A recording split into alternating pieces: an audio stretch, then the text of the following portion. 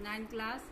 बेटा last class में हमने बताया था आपको पीपल एज रिसोर्स पढ़ाया था ना, और पीपल ऑफ रिसोर्स में हमने बताया था कि ह्यूमन कैपिटल को जनरेट करने के लिए दो चीज़ों का होना बहुत ज़रूरी है। सबसे पहले एजुकेशन है, उसके बाद हेल्थ है, उसके बाद ट्रेनिंग है। तो आज हम एजुकेशन टॉपिक पे डिस्कस करते हैं, या मैं एक्सप्लेन करूँगी एजुकेशन से रिलेटेड। एजुकेशन का मतलब ये होता है कि लिटरेसी रेट को बढ़ा देना। Depends upon the literacy rate in story of Sakal.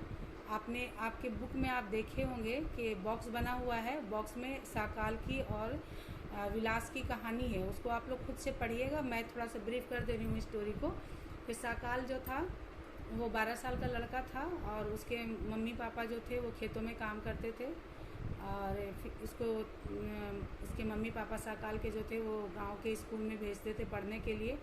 इसके एक अंकल थे, उन्होंने मैट्रिकुलेशन तो कर रखा था पर कहीं जॉब नहीं थी इसकी। फिर इसके पापा ने जब साकाल 10th क्लास पास कर गया तो इसको वोकेशनल कोर्स करवाया, कंप्यूटर के कुछ कोर्स करवाए, और फिर एट लास्ट उसने कहीं पर जॉब भी ले लिया। और जब जॉब ले लिया तो उसने सॉफ्टवेयर के इतने अच्छे अच्छे काम किए थे कि उसकी कंपनी उससे बहुत खुश थी और उसको प्रमोशन दे रही थी। तो हालांकि साकाल के पेरेंट्स जो थे वो पढ़े लिखे नहीं थे, लेकिन साकाल को पढ़ाया उन्होंने, और लास्ट में वो एक अच्छी नौकरी ले लेता है कंपनी में, और उससे वो अपने घर वालों का भी काफ़ी सुधार किया हालत में, अपने सोसाइटी में भी काफ़ी वो वैल्यू ऐड किया, खुद अपनी हालत भी उसकी अच्छी रही। हालांकि मम्मी पापा पढ़े लिखे नहीं थे। तो और विलास की कहानी बिल्कुल अपोजिट थी उसकी। विलास की कहानी, जो 11 साल का लड़का था, उसके पापा बहुत अर्लियर ही डेथ कर गए थे जब वो सिर्फ 2 साल का था। उसकी मम्मी मछलियाँ मारती थी मुखिया के पॉन्ड से, और उसको फिर सेल करती थी। एक दिन में वो 100-150 रुपये कमाती थी। उसी तरह से किसी तरह गुजारा उनका होता था। इसका एक छोटा भाई भी था विलास का, और ये लोग को पढ़ने में मन नहीं लगा। घर में कुछ कमी भी रही, उसकी मम्मी उसको पढ़ाने के लिए पढ़ने नहीं भेज पाई, और उसको बीमारी भी थी अर्थराइटिस की। मम्मी के पास इतने पैसे नहीं थे कि वो अफोर्ड नहीं कर रही थी डॉक्टर के पास ले जाना उसको। तो इस तरह साकाल और विलास की जो कहानी है आपके चैप्टर में बॉक्स में बना हुआ होगा, उसको आप लोग पढ़िएगा, ठीक है।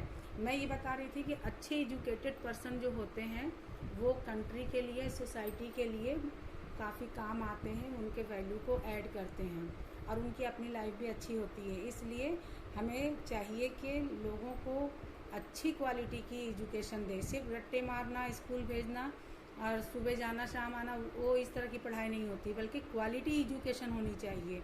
उसमें स्किल, उसके नॉलेज, उसके टैलेंट को उभारना चाहिए। इनके अलावा सबसे मेन पॉइंट जो है हमारी सोसाइटी के लिए, गर्ल्स एजुकेशन पर ध्यान देने की ज़रूरत है। मैं ये देखती हूँ कि हमारी सोसाइटी में मेल और फीमेल के एजुकेशन रेट में काफ़ी डिफरेंस है।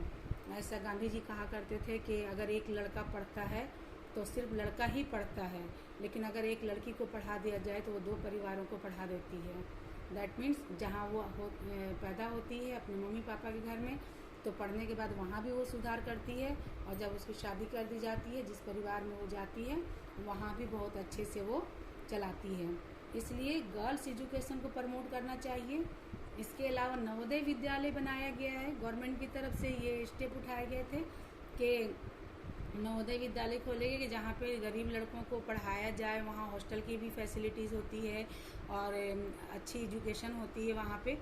Navodaya Vidyalaya in each district, हर एक डिस्ट्रिक्ट में ये बनाया गया है। फिर वोकेशनल स्ट्रीम भी खुले हैं जहाँ ट्रेनिंग दिए जाते हैं, और एक ख़ास पीरियड में जब छुट्टी होती है बच्चों को तो ख़ास कोर्स कराए जाते हैं। तो vocational stream training have been developed to equip the large number of high student occupation related to the knowledge and skill। Knowledge, skill and talent से रिलेटेड बहुत सारे इस तरह के वोकेशनल कॉलेज और ट्रेनिंग सेंटर खोले गए हैं।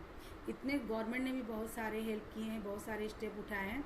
उसके आउटकम क्या निकल कर आए हैं सामने, हम देखते हैं कि आज़ादी के टाइम हमारे भारत में एजुकेशन रेट बहुत कम था, 18%, जब 1951 में सर्वे हुआ था। बाद में आज अगर 2010 में और 11 में सर्वे के मुताबिक अगर हम देखते हैं तो ये एजुकेशन रेट 74% हो गया है। प्राइमरी स्कूल हर जगह पे खोले गए, पूरी एक नेटवर्क बना दी गई है छोटे छोटे गांव में, डिस्ट्रिक्ट में, हर एक जगह पे प्राइमरी स्कूल सेटअप किए गए हैं। और गवर्नमेंट अपने इकोनॉमी की बहुत % जो है वो स्कूल इंफ्रास्ट्रक्चर इन सब पे इन्वेस्ट की है। अच्छा, ये तो सारे थे कि गवर्नमेंट ने क्या क्या कदम उठाए हैं एजुकेशन अच्छी लाने के लिए, अब क्वालिटी अच्छी करने के लिए। चैलेंजेस क्या क्या आए हमारे लाइफ में, तो चैलेंजेस जो थे वो सबसे पहला चैलेंज था जो मैंने अभी बताया कि डिफरेंस था लिटरेसी रेट में, जो मेल और फीमेल की लिटरेसी रेट थी उसमें काफ़ी डिफरेंस था। इसके अलावा हम ये देखते थे कि बहुत बड़ी संख्या में स्कूल जो थे वो सेटअप कर दिए गए थे, लेकिन बच्चे वहाँ पे नहीं थे। वहाँ पे क्या प्रॉब्लम हो रही थी, ड्रॉप आउट रेट क्या होता है, बच्चे एडमिशन तो ले लेते थे लेकिन क्लास में या स्कूल में स्टे नहीं करते थे। तो ये प्रॉब्लम थी, उसको सुधारने के लिए गवर्नमेंट ने बहुत सारे स्कीम निकाले आगे, जिसमें सबसे पहला है सर्व शिक्षा अभियान, 2010 में ये चलाया गया था। उसके बाद दूसरा है मिड डे मील स्कीम, उसके बाद है Navodaya Vidyalaya, vocational education centre. ये सारे किए गए थे कि लोगों में एक क्वालिटी एजुकेशन आए। अब ये सर्व शिक्षा अभियान में आपको बता दूं थोड़ा सा कि क्या है ये। 6 to 14 ईयर्स तक के बच्चों को फ्री एजुकेशन देना।